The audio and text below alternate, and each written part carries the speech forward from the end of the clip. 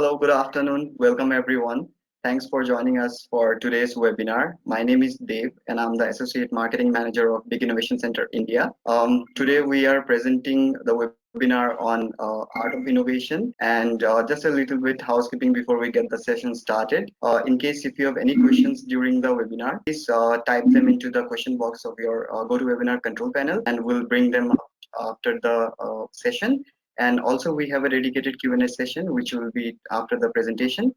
And now without further ado, I would like to introduce our expert speakers for today's session. We have Professor Anderson. Professor Anderson is our speaker one. She's a renowned professor. She's a renowned advisor to national governments in Europe and including OECD, UN, and WIPO. She is a reputed academician with a doctorate in economics from the University of Reading, UK, master's and bachelor's degree in various disciplines. Professor Anderson spearheaded BIC as an innovation landscape in the UK, and internationally she teaches economics and management of innovation at the University of London. Her expertise in global business model innovation, intellectual property governance, and smart knowledge economics has played a crucial role in BIC thus far. She has been featured in BBC, Al Jazeera, Sky for her impeccable work in academic journals and government reports. We welcome you, Professor Anderson. Thank you. Thank you.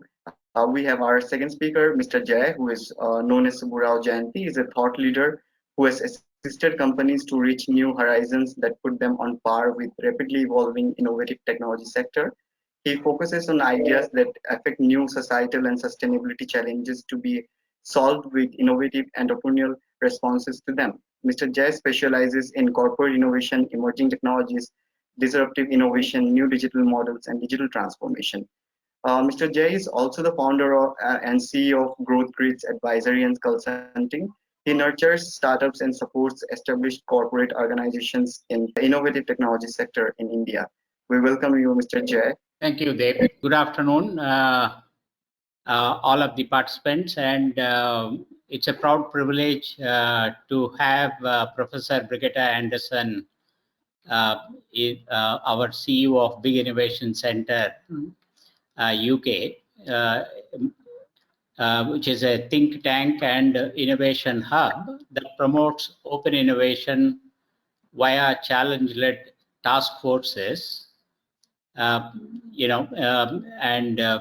are in the all parliamentary party groups in UK, both in artificial intelligence and blockchain, alongside in the AI Global Governance Commission.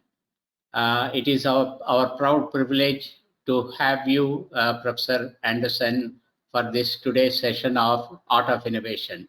I think your enriched academic research and knowledge in consulting, not only limiting to the United Kingdom, but also to a large European Union and OECD countries, I think our participants will enrich in our today's inaugural BIC conversations, which are going to be proposed to happen very frequently. It's our honor and privilege to have you with us this afternoon in India, Professor Anderson. I also recognize since 2011, Professor Anderson has not only founded BIC Innovation Center in UK, but also co-created various business models in the environment, which will help by implementing open innovation methodologies. So it is an excellent opportunity for all the participants today, and for me personally also, Professor. I think your insightful information on the art of innovation and the work that you are contributing to back in UK and in the European economy will be enriching for all of us. So I welcome you once again. Thank you very much. And to simplify our conversations, which is going to really be for 60 minutes to 75 minutes, I request all the participants to raise your questions at the end of the session so that we can able to address as much as possible. In the meanwhile, well, I will, as this is being a conversation topic, I think both of us will interact and then share our thoughts and our experiences of understanding the art of innovation itself. So, to begin with the conversation today, I think what I propose is if it could be better if we discuss what is innovation is all about, why innovation is so important. To put the context in position, I understand innovation can be a confusing topic because there are many different kinds of innovations out there, and everyone seems to use them, the term, differently. I hope you will also understand, but we will take your point of view also, Professor. Although often we hear about innovation in terms of technology, and it is true that technological innovation has been and will likely be, continue to be, the most obvious form of innovation. It comes in varieties of other forms also. So it's very interesting for all of us to know from you, what do you think, what is innovation, why it is important? Professor. Thank you very much. Yes, so I would like to first of all thank you everybody for turning up to discuss what is innovation. It's clearly extraordinarily important because innovation is clearly a driver for growth and prosperity and the better world. I would like just to share my screen just to explain and tell me if you have problems hearing or seeing me, because when I show my screen I can't see you at the same time. So literally, what is innovation and why do we have innovation? As I mentioned, that innovation is really a source of prosperity and growth. Innovation is really about kind of the adoption and commercialization of technology throughout the economic system. And we have seen many kind of economic period where innovation has been a huge driver for growth, where innovation simply is changing everything. It's changing clearly how we live in our houses, where we live, what we eat or food. It's changing our energy sources. So we've had mainly a huge, and it's changing the way we organize, the way we go to work, the way we produce things and we use things. And it's changing how, the transportation system is changing everything. And we can think about historically, we've had clearly lots of what we call industrial revolutions, where we have new kind of technological chains, as with the water power and the railways. We've had electrification and steel and steam, and we've had chemical processing. We've also had a big period where it was all about petrochemicals and kind of mass production. And then we had the period of what we call the early internet, about the innovations in more like in intangible affairs, where everything else has been physical innovations. They became more like software, new media, and internet innovations. We've had in health and life sciences, and clearly now we are talking about the leading innovations in the areas of artificial intelligence, robotics, blockchain, virtual reality, etc.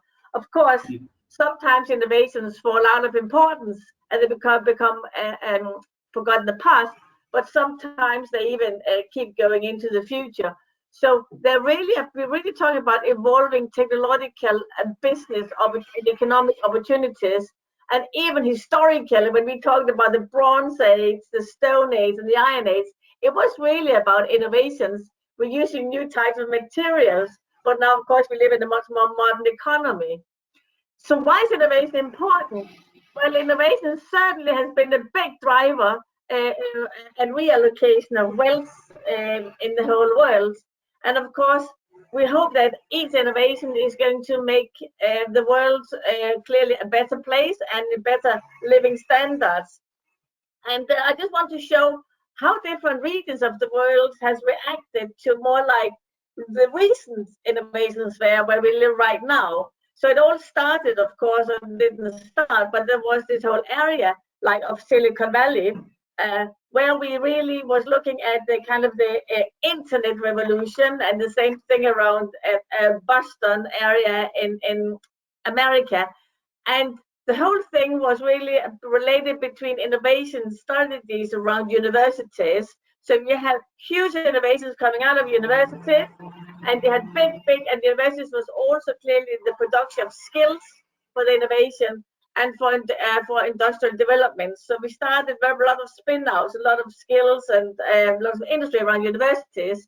So that was USA.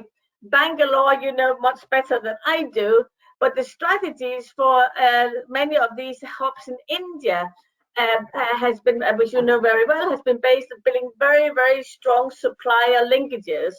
So India has built up huge suppliers to the world, particularly in the area of internet and software services, suppliers to United States, to Central Asia, to Europe, and the rest of the world. So strong supplier relationships. China, this is the photo of Hangzhou, and I was there when it looked like that, but now it's all finished being built, one of the new Chinese cities, and clearly along the east coast of China. The Chinese version was really using innovation to build what they call district development. So in China, within about 30 years, they managed to move 500 million people out of extreme poverty into the economy, using innovation as a driver for regional development, infrastructure development, prosperity, and growth. Then we have places like the Middle East. We have Neom City as an example in Saudi Arabia, but also we have a smart city Dubai, etc. This is very much about looking at building lively cultural revolution combined with a livelihood revolution, simply starting from scratch and building a huge cities from scratch, and then building combined with cultural revolutions. And the Middle Eastern version has and also the whole Red Sea area building things from scratch. The UAE focused very much what they call the happiness revolution, but that was really not about, well, it is about happiness, yep, but it is about using artificial intelligence and other technologies for livelihood, for better lives. So they used it to transform people's livelihoods. At the bottom right, we have 5 prime ministers, and I was in a televised debate. I'm sitting in the corner of it, part of the debate. So we have prime ministers from Russia, Kazakhstan, Kyrgyzstan, Belarus, Armenia, where the Central Asia, the whole East Bloc, they have been looking at GovTech, how government public services could become a big driver by being completely transformed through public services. So they have a huge public sector that did innovations in. And of course, we have Eindhoven and Europe at the top left corner, where we focus very much about innovation around major companies. So Eindhoven have built the whole, they take 40% of R&D for Holland, and there's similar initiatives across Europe. So you build innovation around big companies as being accelerators. So we have had all these different approaches, but one of the visions for big innovation centers made to make the world a global innovation hub by 2025, because every area we need to think about how we can all become hubs for each other and grow together. And we saw all these different approaches, and if we put it together, we can see what's really important is to build what we call a future-proof industrial system, hugely important. Then entrepreneurial finance and startup system is extraordinarily important for all of these. So they all might have been anchored in different theories, but actually they're different. They're all doing the same in different ways, focusing on different areas. The purposeful talent system, the universities and other talent systems are hugely important. So the industry, finance, entrepreneurship, and talent and investment are all very important. But what we have learned globally is that clearly trading systems like the India supply chains, trading systems is hugely important. And livelihood, we need to build places people have better lives, people want to live. At the end of the day, we innovate to lead better lives. And of course, we couldn't innovate without persistently, and we had that historically urban and regional development and what we call management systems. We talk about public management systems. When we have the demonstration systems are what they have been very good at in Asia and Central Asia. So what we have here is that if we build a system here, it's a great place to be. It will attract investors, it will attract talent, and it will attract trade. So what we have been doing at BIC Innovation Center, we've been trying to map what such a system would look like in some of these new technologies, and we've been mapping it for AI, for blockchain, for fintech, for health, etc. So where we are mapping both who are the companies. This is for UK 2018, and we are now launching a new map for UK Artificial Intelligence 2021 here in the spring. So what's this place, so to say? But we are mapping who are the companies in all the different sectors who's AI ready, who are the investors in these sectors who are investing in these companies. And online, if you go on the website, you can actually link. There's a clear link between the companies and the investors. And what are the technologies these days specialized in as machine learning, chatbots, predictor analytics, data analytics, and so on. So we're linking technology. Who are the developers? What are the technologies that develop, and who are the investors? And we're doing that in order to build this global system. And what that means, actually, if I just want to move a little bit further, is that when we're creating innovation, we know innovation and technology policy clearly is very important. And we also see historically how we've seen a change in this aspect. We saw it is very important to understand history here, because that makes us understand where we are right now. So in terms of technology, we had like science policy in the 50s and 60s globally, but we really built science base in different countries. And we have had technology policy where we looked at major engineering technologies like the oil chemical processes and other engineering technologies, looked for market pull and supply push. Then we had innovation policy that was really about building huge innovation institutions, in particular, like we had Innovate UK, in this country here, we had Technology Strategy Board, Design Council, so the Catapult Network. We've established lots of these innovation institutions, technology transfer offices and universities are being pushed at the time. But now we are moving to what we call ecosystem innovation.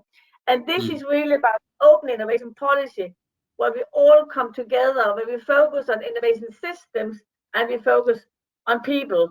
And how that's best done, this is where BIC Innovation Center comes in, because we have been really trying to build, in order to create this innovation ecosystem I showed before, where you've got investors, you've got traders, you've got policymakers, you've got talent, you've got universities, you've got everybody. We need to build together and co-create the future together. That means that we need to come into what we call ecosystem-centric open innovation from a policy level, from a company level, and from an industry level, and from an infrastructure development level. That means that innovation process is not internal. It's also not just to get ideas from outside, the self-centric, but it's about where you come together around the big challenges. So when Jay said that we're leading challenge-led task forces, this is a task force where you build the system together to co-create and co-innovate for the future. And I'll just show you how some of these task forces can look like physically. So here we're sitting inside Parliament, discussing artificial intelligence, discussing blockchain, and clearly also we do it online because of COVID-19. So the online and the physical route is really going to be combined in the future. I don't think the online is going away because it's much better. We can do it globally. And here we're discussing areas of AI We're discussing areas of industry adoption of AI, data regulation, education, skills, jobs, innovation, entrepreneurship, planning, trade, etc. And of course, we can do the same thing inside BIC Innovation Center, and we do the same thing where we go to conferences internationally. So this is from our AI Everything conference in Dubai, or we've got similar events different places. And now, of course, we have done something. We have now launched this platform. Both BIC Innovation Center London, BIC Innovation India, BIC Innovation Middle East. So I'm showing the London hub here, and you have your own Middle Eastern hub, where we actually bring this whole system together online, where we're showcasing. We can co-create. We can discuss in forums. We can produce videos of meetings. We can organize and plan networking events, and we can do joint research together. So this is really how we're trying to build it and build the forum online to create our own open project platforms with our task forces. So I think this is where I would stop sharing. If I can do that, or if you can, you stop sharing for me, or shall I? Yeah. I stop sharing now. Yeah. So this is. Yeah, it's a very absolutely exhilarating inputs, Professor Anderson.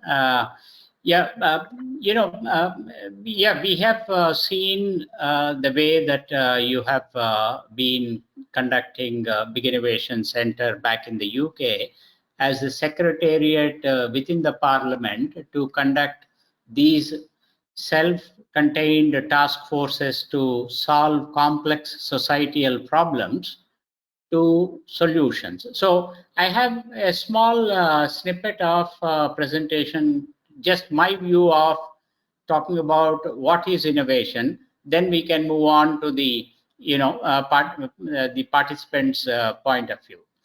Okay.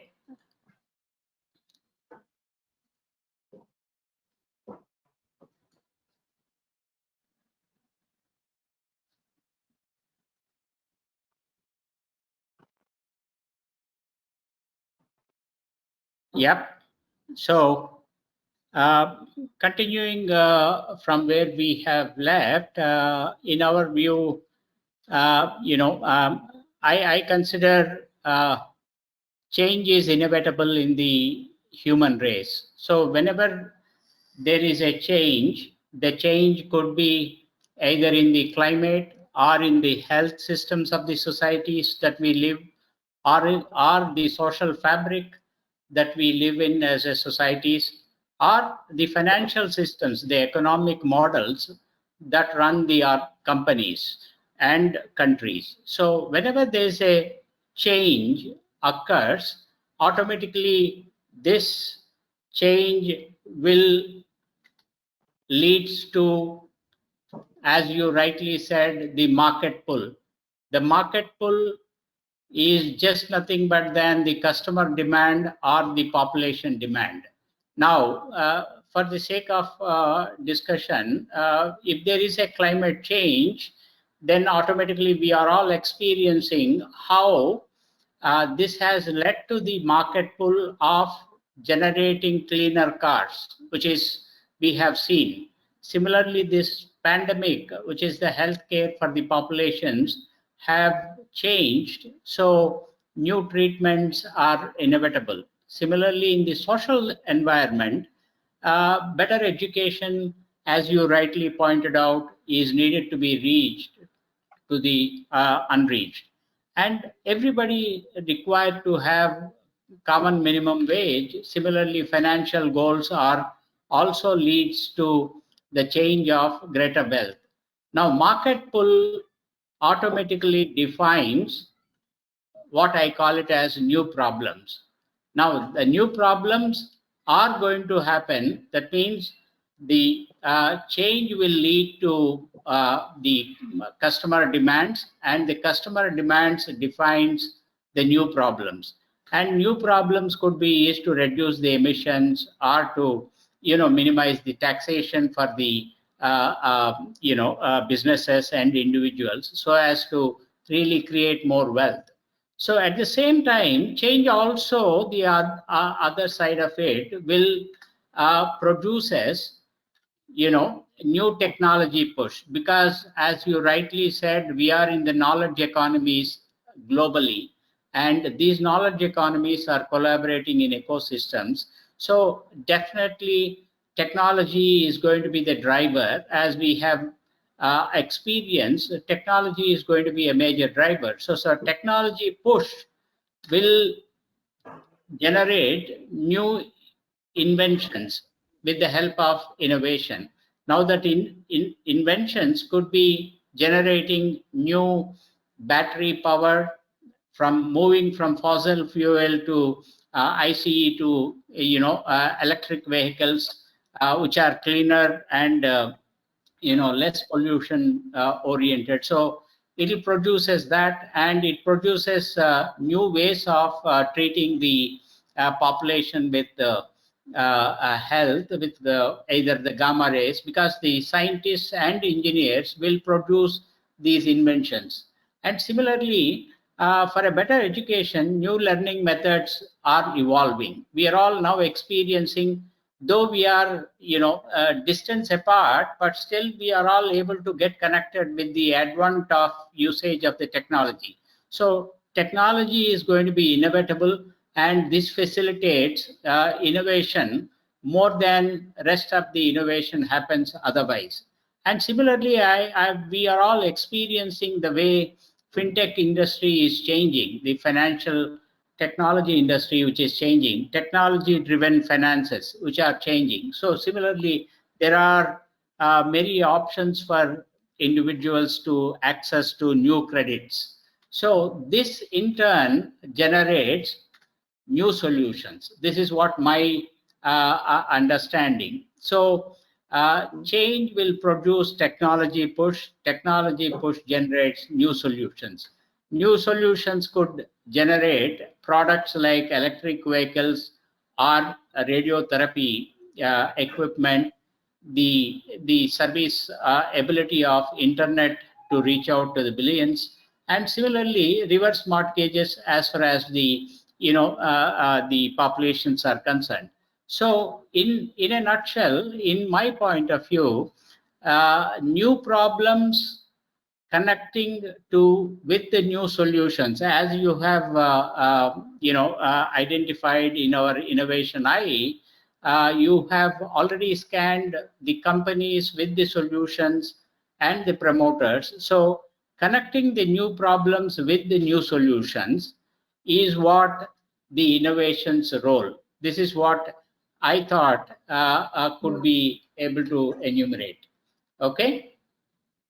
Yeah, and I think I agree with you, and I think what's very important here is to understand when we get these, when we have the problems and we have the new solutions, what part everybody plays, what part does the universities plays, what parts does the investors plays and the financiers, what parts does the developers play, and what parts of policy and infrastructure development play, and what do we want from us to change our lives, to live better lives.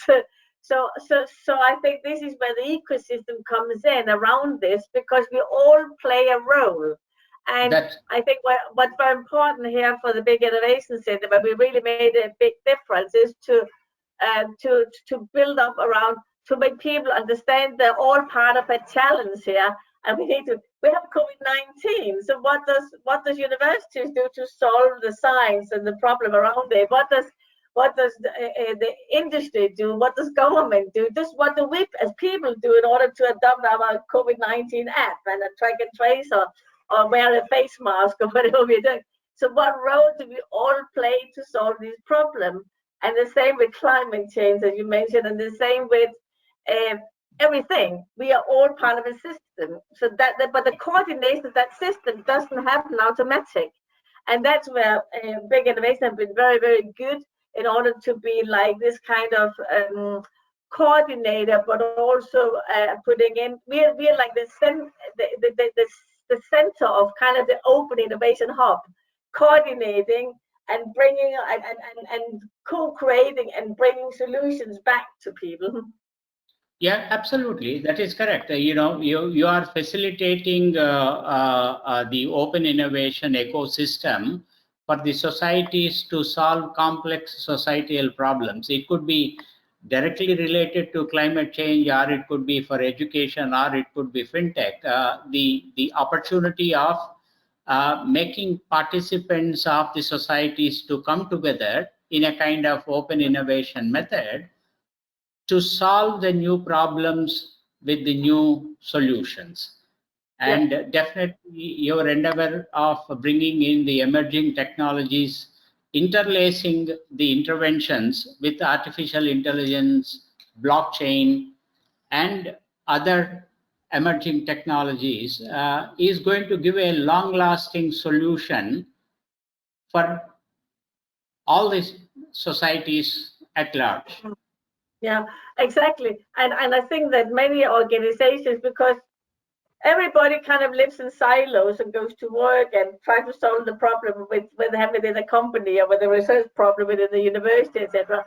But actually, we have discovered that people actually enjoy being part of the network where these things are talked about, where we learn from each other and then go back and then make their own strategic decisions of how they think the research should pan out, or how they think that the company should do the digital transformation, or how they, they make these, of where they want to do investment, etc.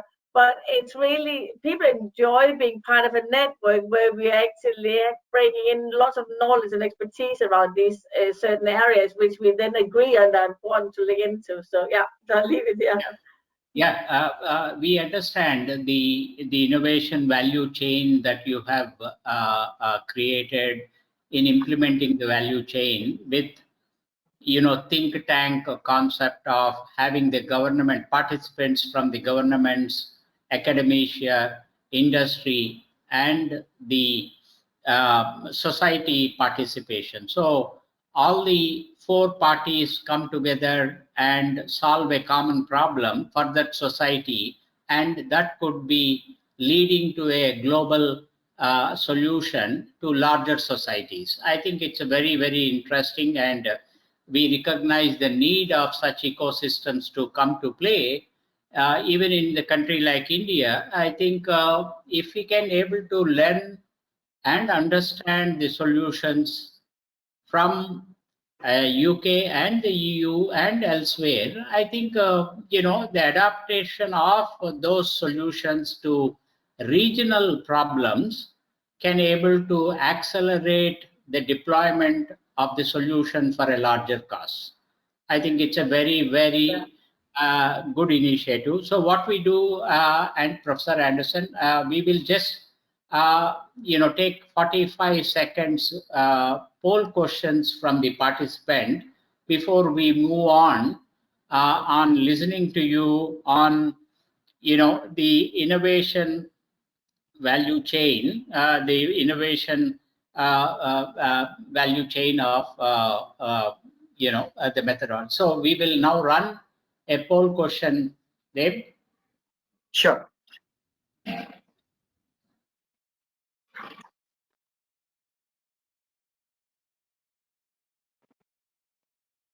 Do you all agree that innovation is going to reshaping societies?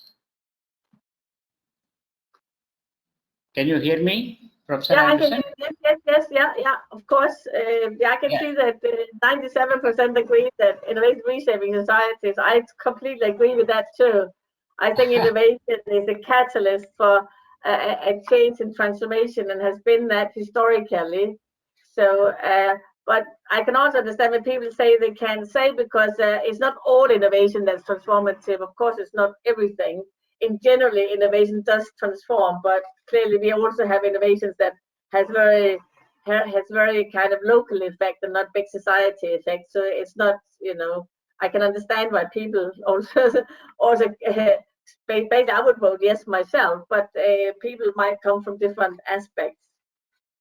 Yeah, that's correct. So I think, that's good. So all of our audience are also well informed and well aware, and they are eagerly looking forward that innovations not only related to technology, but for a larger cause of reshaping the societies are going to be certainly going to happen.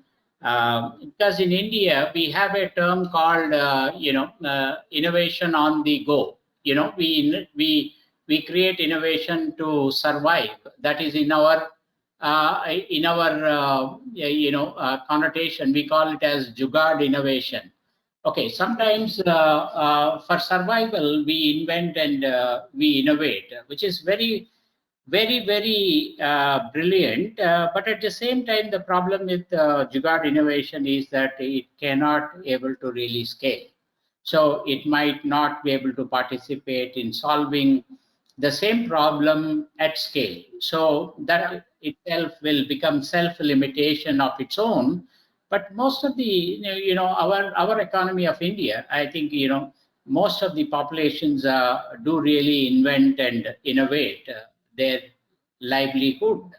So it's very interesting to see, the knowledge economy in India is also trying to generate new inventions as like Silicon Valley. So over the next 5 years to come, quite a lot of intellectual property is going to be built in this vast country of India. Thank you. Yeah, good. I think, moving on to the next participation, question.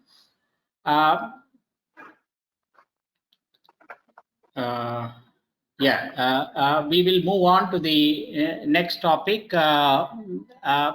According to you, how do we classify innovation? And why innovation is important, Professor?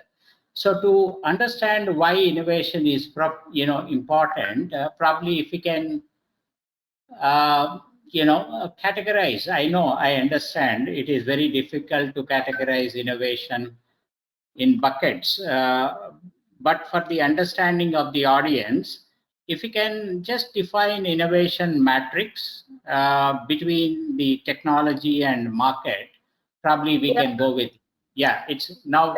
Exactly. Yeah, like we've been talking a lot about how innovation is co-created. If you wanted to have transformative powers, but I think also it's good to see some examples or use cases of actually what are the innovations right now and how do they transform our societies at the moment.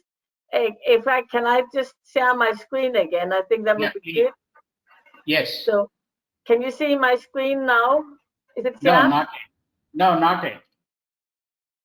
So show my screen. Is it shared now?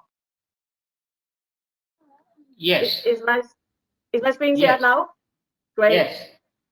So I just wanted to give a couple of examples of what we call types of innovation, because it's important to understand how innovation has become transformative and how it will pan out. And what is more relevant than COVID-19? This is really, COVID-19 have had a devastating effect financially, livelihood-wise, work-wise, family-wise, school-wise, etc., throughout the whole world. I don't think there's a region not affected by it, or any person not affected by it. I think we're all affected in different ways. So if you just look at innovation here, so I'll come with some example as well. So first of all, clearly COVID-19, we speak a lot about the drugs and the vaccinations and all this, but there's another element to it, and that is the element, the digital element to it. We have seen for a very long time, over the last 10, 15 years, really a huge innovation in wearable technology. And wearable technologies can be, we show them a lot, show many examples here, but they can be wearable technology that you can use in your clothes, as your accessories, on your body. And these wearable technologies can interact with your own data. They're not any longer just you're downloading data or listening to music, but they're really interacting with you. And the wearable technology has been used a lot in what we call mobile health, or mHealth. So mobile health, we're really talking about technology health done over your mobile phone, over tablets and computers, etc. Everything which you can kind of wear. And as we've seen, actually, mobile technology has now also become very important in for COVID-19 in what we call the track and trace and the other aspects. And I'll show you examples of what they are. So why have more? So if we just forget COVID-19 for 1 second here, why has wearable technology become really important for reshaping the health sector? Well, first of all, we have had huge pressure of the health system globally. First, in terms of that we have more people who want to have access to healthcare. We've had high population growth, and the same thing, we want access to good healthcare. We've had a quite big burden on disease prevalence, diseases that won't go away, and we've had a small healthcare workforce in many regions of the world. Many people living on the countryside that doesn't easily have access to good healthcare, and limited financial resources for healthcare systems. So we have actually seen, but at the same time, we've seen huge mobile penetration in both the healthcare workforce and also for people, and even people living in shanty towns, favelas, and slum, etc., around the world have a mobile phone. So this has been one aspect where healthcare has been driven this direction. But with COVID, and therefore, actually, the uptake of mobile health was very big, or is very big in countries like Africa, particularly, but also South America and some other countries of the world. But now they're also being taken up very fast for developed economies because of the pandemic. Because now we see constraints, we have seen high incidence of people with COVID-19 as a problem.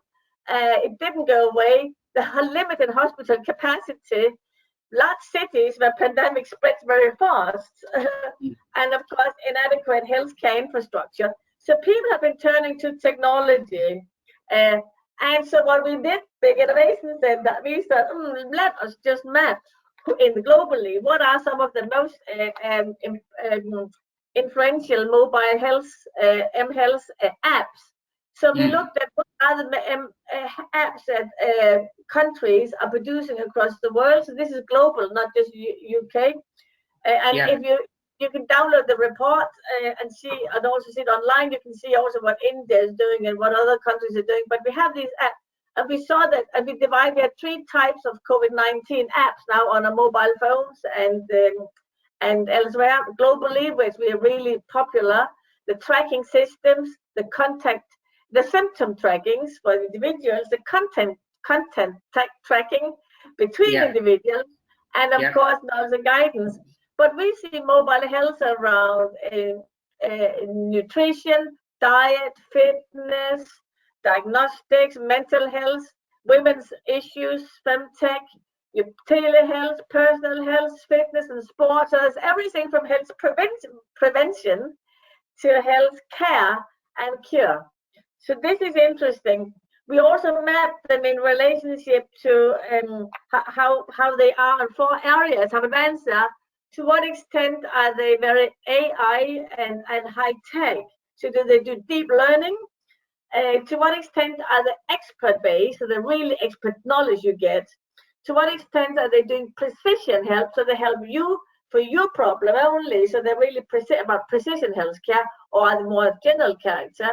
And of course, also how broad are they? Can they do many things? Or it's just one thing? So we have mapped them. So we tier 1 are the most sophisticated, and then we have tier 2, tier 3, 4. So we map them there. We just take Babylon Health at the top tier as an example. Babylon Health is one of the telehealth companies in the UK, coming out as it's like an alternative to your GP, your general practice. And today in the UK you can choose. You don't want to have your GP, but you want to use Babylon Health, so everything will use online. Babylon Health is also delivering telehealth, healthcare as the GP to big regions in Africa as a UK company, but they have government contracts, and it just shows how people and then it's connected to local drugstores and local local hospitals, etc. But particularly with the local drugstores, So, but it does provide this kind of healthcare on the mobile phones. It's just an example. So how we can transfer, how basically because of mobile health, we can have better quality healthcare, better increased well-being. We can integrate the best to the National Health Service. We need to understand what we did when we mapped it. Who are they? As you see, who are the investors? Well, who are the companies and what are the hubs? So we need to understand clearly this. And we need to understand how the healthcare industry is changing and what it means for data regulation, because healthcare data is very important. Yeah. So we looked at also in the parliament and with BIC Innovation Centers, two groups on AI and blockchain, or the all-party parliamentary groups, which we are a secretariat for more precisely. And we looked at there how artificial intelligence in healthcare can assist us in prevention and slowing down the virus spreads by sophisticated analytics, how it can help detection and diagnostics and prediction, personal information and how it can help with that, how it can actually also help clearly to use and to get an understanding through research and development, but how it requires a cross-border data infrastructure and responsible use on our behavioral data, because if our mobile phone is tracking us all the time, we need to understand how the data is used, of course. And therefore, we needed what we call an independent oversight body, more like a data watchdog for data used in healthcare. But when data used ethically in healthcare, it can be extremely transformative. I just move into another area quickly. I give other examples. Artificial intelligence in education. Well, we see now, for example, in terms of the way in which curriculums are being developed in schools, but also how it's used in assessment system in exam situations. So now everybody in the UK, all children until the 8th of March, until next week, they have been working from home or studying from home for almost a year now. Almost the times they came into school like once a week, in the autumn a couple of weeks, but they've been working from home. So a big innovation we've had, and the people I show is because we've had, these are the round tables we held on it, but we held more. But literally about artificial intelligence can be used in precision learning, and that can actually free up time and for the teachers, and it can foster class community, but then teachers can focus on the more value added. Clearly what's very important here is that these tools which are developed literally by the tech giants at the moment, it's very important they are developed together with teachers, just as the health apps are developed together with medical doctors. So it's not the software programmer who makes the decision on learning, and it's actually the teachers doing. So they have to be developed right. But once developed, that they can be used extraordinarily well. I also just showed virtual reality.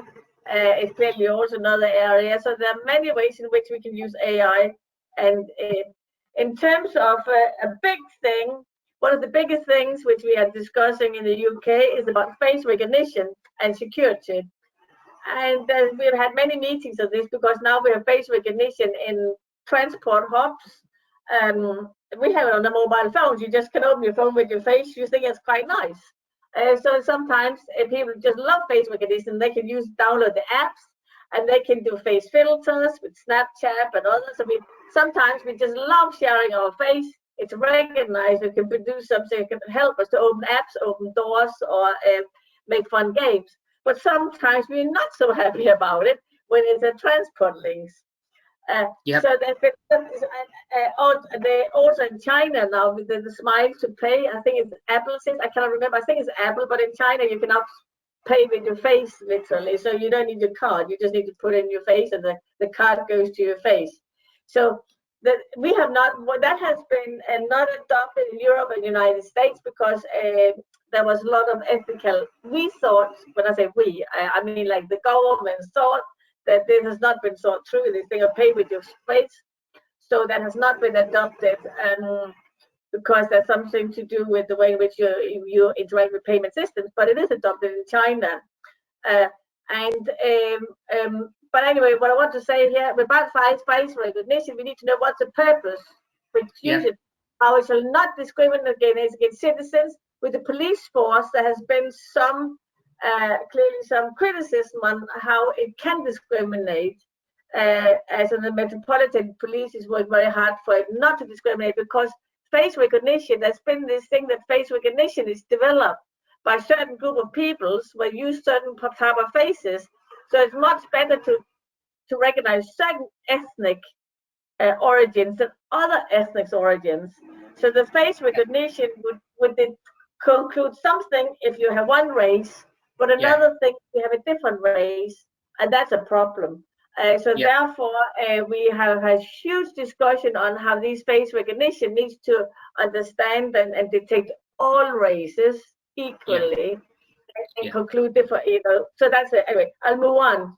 So when we had face recognition, we hosted and made a campaign on that, and we have the minister in the top left saying, we did a conversation with her saying that actually face recognition is the most tricky technology they've ever dealt with. The Labour shadow minister said we're now doing our own hearing on it for Labour Party. The co-chair of the all-party parliamentary group, Lord Clement Jones, he launched a bill in House of Lords to look at face recognition, and Stephen Metcalfe, the other co-chair for the all-party parliamentary group and Conservative MP, he was is very keen on getting the standards rights around it. The other thing we need to look at is AI in smart cities. Again, this is all our everyday, and how the AI is now controlling or will control driverless cars. I have to say, I also said that on Twitter. I was in India just before lockdown, driving around in Delhi. I didn't drive myself, and I couldn't imagine how driverless cars could come into such an environment where you got like 12 roads, so many cars and so many people and cows and bicycles and rickshaws and trucks. How AI could do. But anyway, it's a good theory in many ways. Maybe it's better. Maybe it would be used on big construction sites, other places, but also intelligent homes, energy, water, waste. How AI is very important, but it can only be done if we're unlocking the potential of data. If we cannot unlock the data revolution, then of course we have a problem. So we need to unlock. We also need to understand the tech giants here.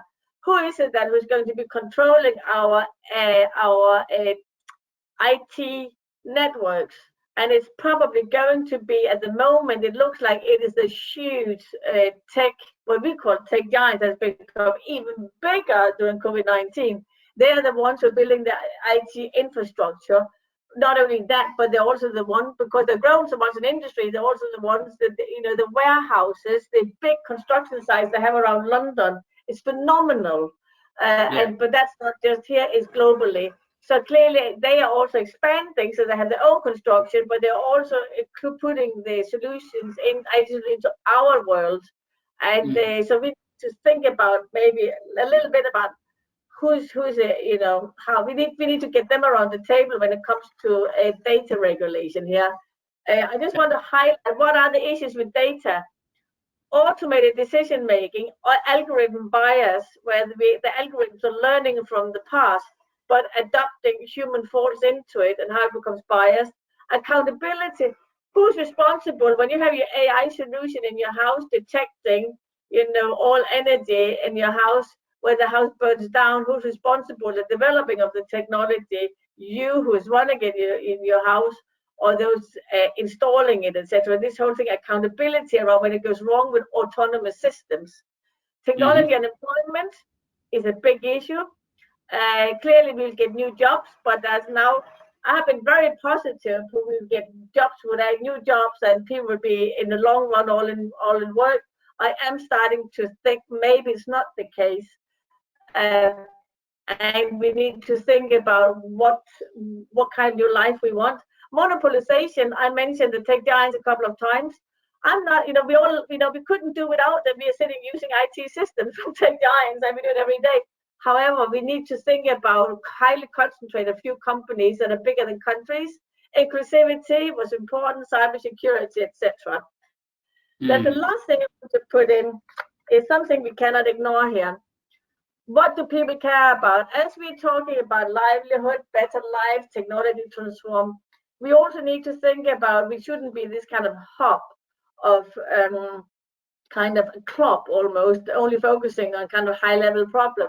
What is it during the COVID-19 period, but also the period up to COVID-19, but particularly during COVID-19, we have seen in cities and India yourself, because we see your demonstration every single day on our TV.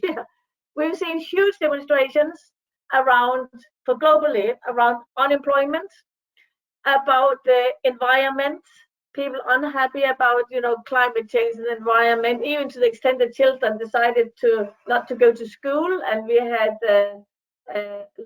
demonstrations like that in London. We had Greta Thunberg from Sweden, who is running kind of the world in this area. We had the Black Lives Matter movement. They were all last summer and almost all the time. There are huge demonstrations around this. We had the whole of London filled up with hundreds of thousands, literally people just in the street demonstrating. We had the issue of solving problems with drugs rather than actually creating better livelihoods. So, this thing of that, you get drugs rather than a better life. This is a huge issue. We also have this issue that we live virtual. We need to consider what does it mean to live virtual. When everything is virtual, school, family lives, workplace, the whole thing is virtual. Whose lasting happiness movement, there's also been, this is a more positive movement, been that people like to have happiness and how we can get happiness. Conspiracy theories is when people don't believe in science any longer, but believe in what they believe in. It's not only in America. There's been huge, this picture is actually from London. There's been huge demonstrations like that around London where people don't believe in vaccine for COVID. It makes us ill. It kills our babies. Don't believe in the 5G. Don't believe in many things. Yeah. And actually, this is the problem. Women's empowerment globally has been a big issue where women want to be part of decision-making processes. Algorithm bias. These are teenagers demonstrating in London for many days and for many weeks. And now that they're still doing it around how algorithms used in school assessment systems and also online, street cameras, etc., how these algorithms are biased to a certain type of elite. And then we had the one on the food poverty protest. This picture here is also from London, from UK, but there have been the same demonstrations in America and in India very much as well, about access to food and good food and food poverty and food in schools, etc. Anti-globalization movement is not only Brexit, but it's generally we've seen a big anti-global. People don't believe in globalization any longer, think that globalization will not do us any good. And then, of course, corporate governance has become a trend. Everybody wants to be involved in corporate governance because then see how companies can actually change. So my view is here, this is where you come with your problem we want to solve. We must brainstorm innovative and technical solutions that address some of the big problems here of the world. Because if we don't create these solutions, we do have a problem. So sorry for spending a long time on that slide, but I think given the climate right now is very important. So yeah, so thank you very much. Yeah, thank you. Yeah, good. I think no, it's really true that BIC UK is not only driving the social initiatives, also alongside with the technology. We could really see the social innovation areas that you have enumerated at the last, and by large, emerging technology adaptation for the larger good is being the driving force behind, Big Innovation Center back in UK as well as in India. So we will champion to really, use the open innovation ecosystem approach of framework, and we will implement some of the use cases that you all had experienced in the United Kingdom, elsewhere in the world, with the collection of participation. to be applied into India. So I now look forward to have the second poll questions for the participants, please.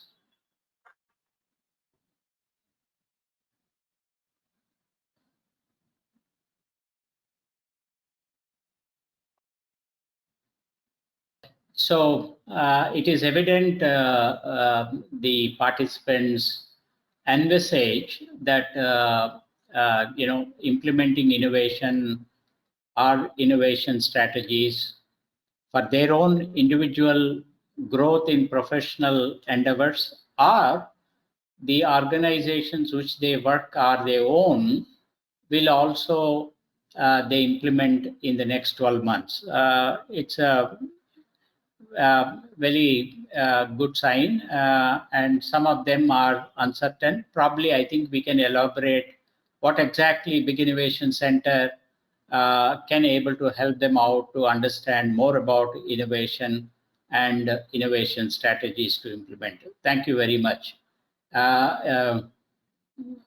Yes, Professor Anderson. So most of the people are intended to, implement innovation and innovation strategies in the next 12 months to come. Okay, before we move on to the final topic, if I may ask you, Professor Anderson, what are your views, the post-pandemic situation? How do you think innovation will accelerate its presence, or it will deploy in a disruptive manner to help out the societies to reshape and bring back the normalcy in the next 2 to 3 years' time? Your views on post-pandemic situation of the role of innovation to play. I think innovation clearly is good. Everybody has been looking at innovation all the time. Well, I think innovation clearly in vaccination is very important. So I think that this whole area in terms of just health is going to be very important. But I think a digital innovation is going to be huge. In some way, they do say that because of the COVID-19, we have gone through about 5 years of digital transformation and in less than a year. And what have happened is that we got used to use digitalization for the way we live at our homes, for the way we deal with our families and loved ones, for the way in which we go to work, how we go to school, etc. And we all know digitalization is a very global thing as well. So yeah. I think that we're going to get a lot of innovation in digitalization, really better digital solutions, maybe even more user-friendly digital solutions. I think that the young generation going to school now, they will have received school education through digitalization. They're going to be different citizens than our generation, because they will have completely got used to it. For us, was a plan B, and probably still is somewhere inside. Whereas for them, this is the way to do things. That's how they've been communicating with friends, how they go to school, So I think that I think it's really about the internet and digitalization. So and the AI and blockchain, all these new technologies. That's where the big innovation is going to. So we'll see what will happen anyway. But the speed and transformation is going to be huge.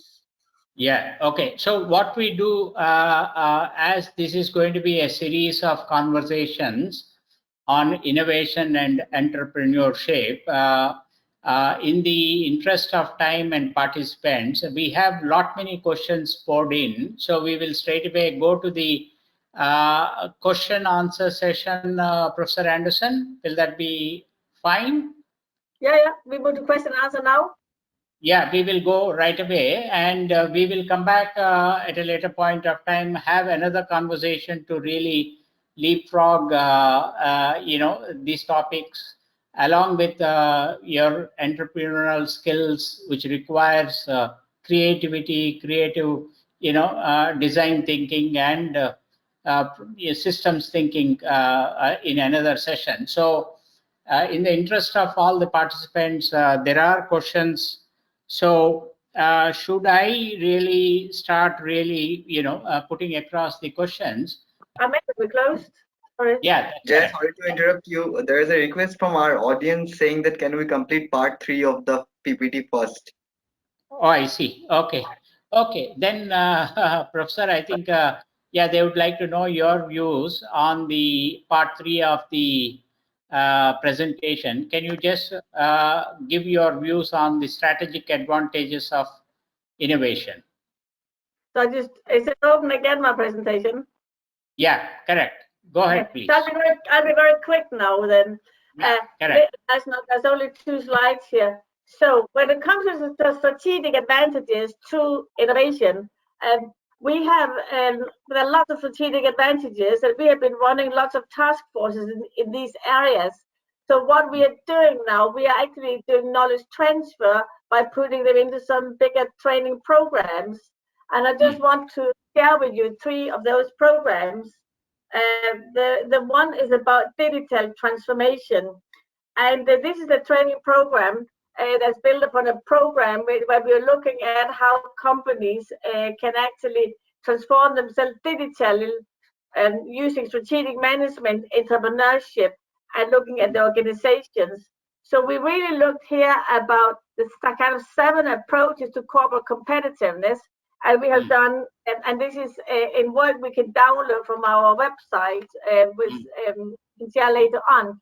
But literally, it's about how companies now, when they do digital transformation, how they position themselves within the industry, and also in terms of entrepreneurship within the product and process innovations, and also how digitalization helps them to control the transaction costs. So we'll go through these areas. Also about how the organizational context, how they organize the organization, so to speak, and how they leverage the strategic networks through digitalization. We're looking at this. We're also looking at how companies can re-innovate market loyalty online, both when it comes to market loyalty around the products and the market loyalty around the customer experience, and of course how you can create a lock-in or more like the network economics part of it. So we have a big program on digital transformation for companies and organizations. On innovation management, this is another training program, which is really where we're looking into universities, where we are looking into how universities and the technology and innovation centers and tech hubs become in what we call interactive partners. We're going to see what activities they do, what strategies they set up, and what funding models they use. And it's particularly good for like technology transfer offices in universities, or those leading them, or those leading accelerators and incubators and tech hubs. And of course, also those who are leading open innovation companies. And there we can be looking at how companies can build like joint research labs or joint innovation labs, how they can do what they build co-creating with the customers in like living labs, or how they can innovate the supply chain in terms of supply chain innovation in like accelerators and incubators, where they're incubating other organizations, and we go through best practice in these areas. Yeah. So these 2 programs. The last program, we have 3 programs around intangible assets management, and there we are looking at how companies and organizations really need to understand the intangible asset base of their organizations. And we're looking at what we call the world of intellectual property rights. That's not only patent and copyrights, but it's also brands and trademarks. It's about open source.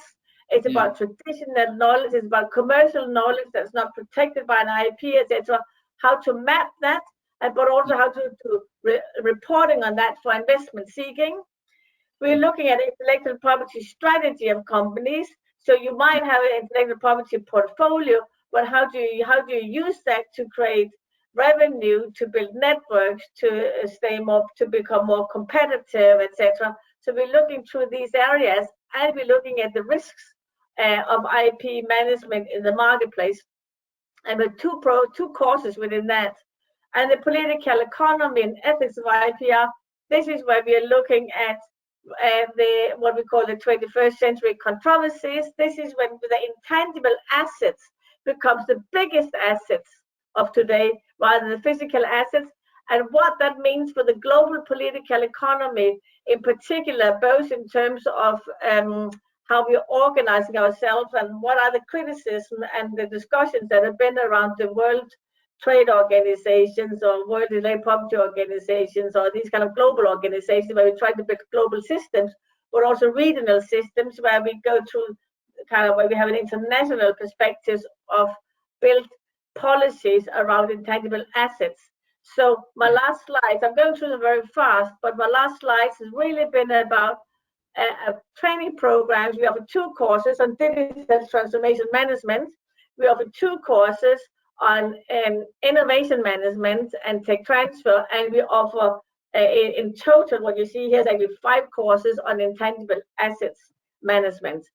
Yeah. So this was the last part of my presentation. If I'll now stop sharing for good, yeah. Yeah, absolutely, Professor Anderson. Even as you know that BIC India is positioned with big innovations and innovation labs for the universities and innovation centers for the organizations. So we leverage our innovation value chain that you have adopted in UK is getting implemented in universities, and we handhold the universities and the organizations which intend to really deploy innovation creation or innovation strategy implementation through consulting to assess their readiness to adopt and embrace innovation. And we co-create with our innovation framework through either innovation labs or through innovation centers. Likewise, I think a lot of our Indian community also benefit from the large use case pool that you have been created in UK and Europe over the long years. I think our Middle Eastern counterparts are also building up quite a lot of new intellectual property and innovations in the Middle East. So we all will co-create and then share the same experiences that we have endured from various geographies back into India. Now, with that, I think today it has been a very accelerating, insightful knowledge. I hope my participants. I have had quite a lot of enriched knowledge from your views and conversations, Professor. Likewise, all the participants are also been enlightened with the the activities that BIC UK has been carrying out. So now there are many questions, but for the limitation of the time that we will limit, we will try to answer as many questions as possible. But we will see the first question which has come: what innovations have BIC India or BIC UK has developed for the UN SDGs implementation? As what? Sustainable Development Goals, for the UN Sustainable Development Goals. So can you share what use cases that we have adopted? Well, for the UN Sustainable Development Goals, we actually we have been doing. We have been looking we have not been focused on the UN Sustainable Development Goals as such per se, like as looking at them as a challenge. But what we have done, we have looked at with our group many areas around it, such as better education, better energy, well, access to energy. Because where we're not innovating ourselves, we're building the innovation ecosystems around it. So we have considered many of these topics around it, but it's not like we're developing the solutions ourselves. What we're doing, we're bringing the ecosystems together to find the solutions on it. And there we have been very much kind of in the areas of the new, how technology can solve lots of these problems. But I think that if I look at I cannot remember, there's like 17 of them or so. I can't remember them all by heart.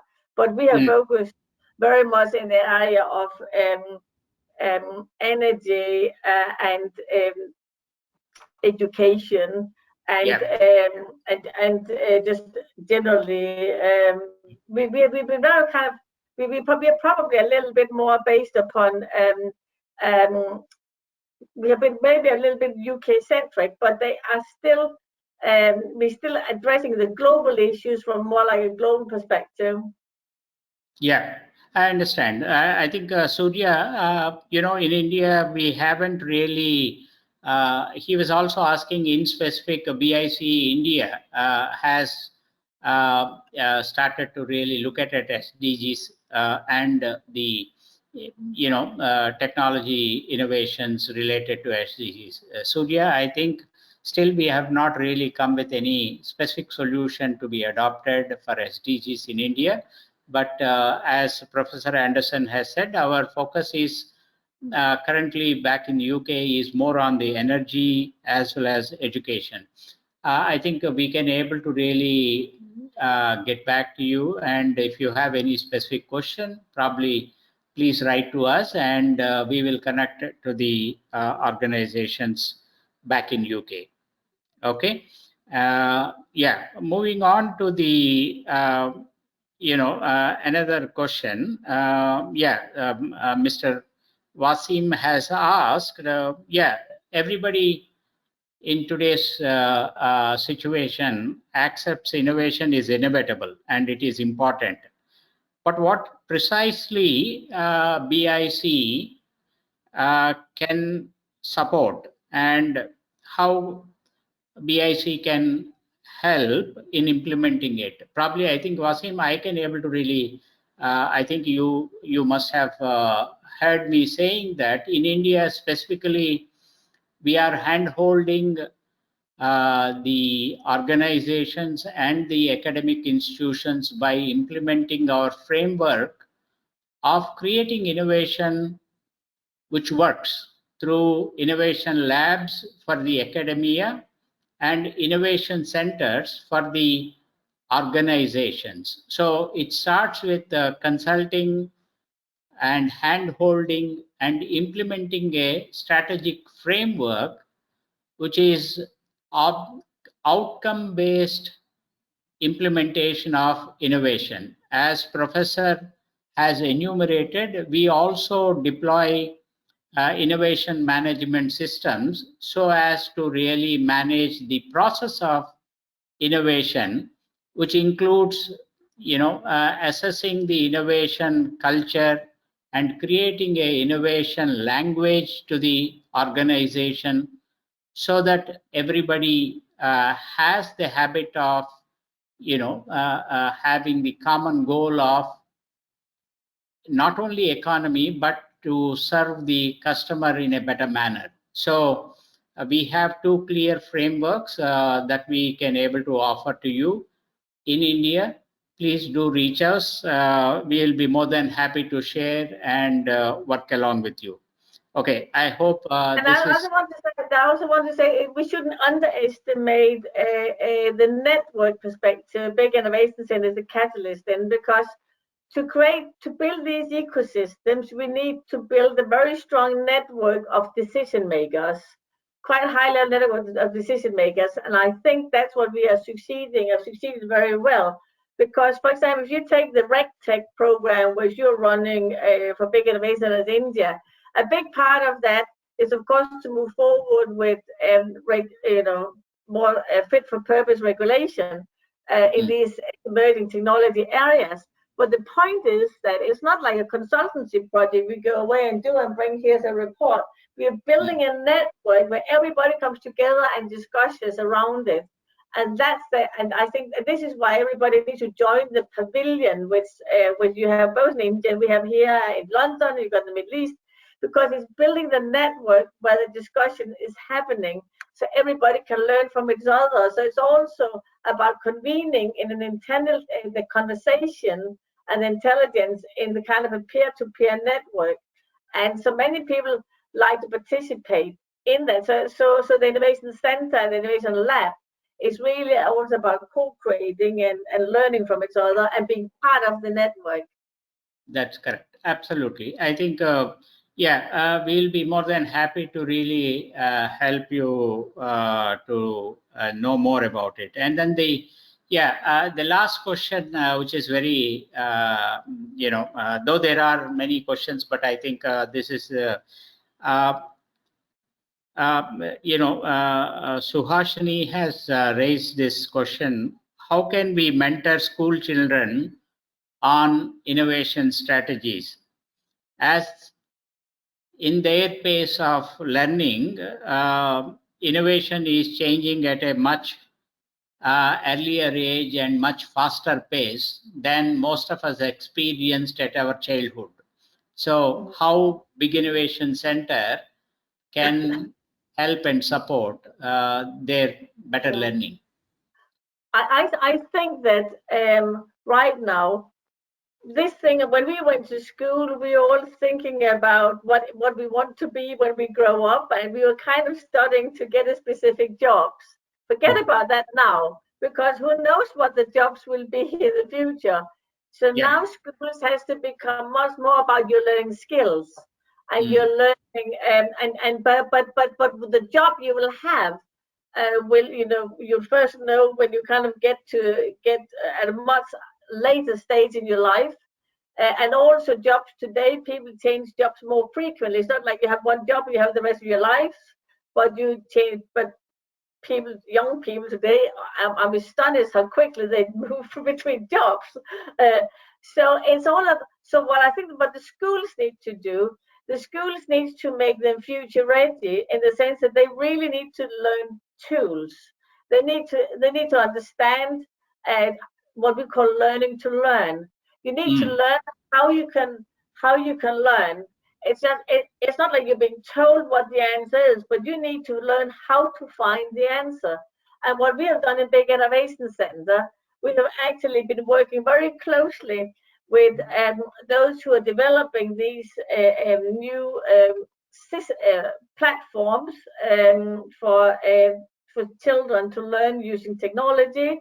We've also been working closely with the researchers who are actually understanding how people learn in their head. There are lots of universities studying how people actually learn and acquire knowledge and process knowledge, and we have been working with the government and different bodies. So I think that this is where we can make a big difference. So it's not like we came with a solution to the schools, but what we did, we helped to come with the solutions about the national frameworks on how they could be taking forward around the way in which education happens. But the one line answer is learning to learn.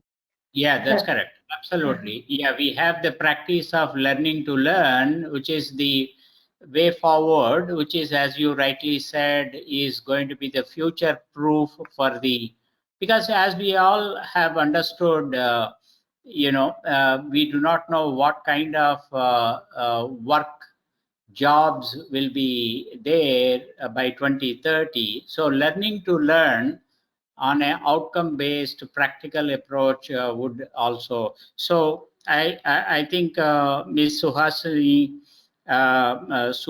Subhashini, you can able to reach us, or you can visit our website to know more about Learning to Learn program. if that is apt and adaptable, we will extend it to even to India. And I think that's for the time now. I thank Professor Anderson for giving us time and insightful conversation that we had on the Art of Innovation series to start with. We will be coming back to you and know more about entrepreneurship and the startup ecosystems, which is prevalent in UK and exchange into India. So we, on behalf of all of us, we thank you, Professor, for your time and valuable inputs. And at the same time, I thank all the participants who have participated in today's our international series of BIC India conversations to begin with. Please write to us at info@biginnovationcenter.in for any of your questions or clarifications. We will be happy to answer to them.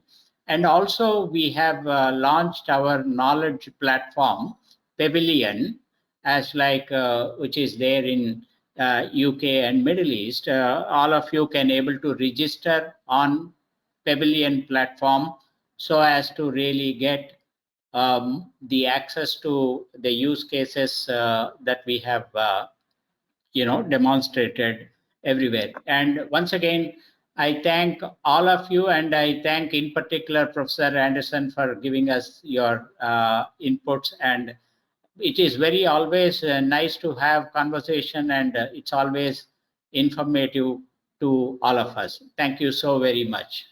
Good evening. Thank you.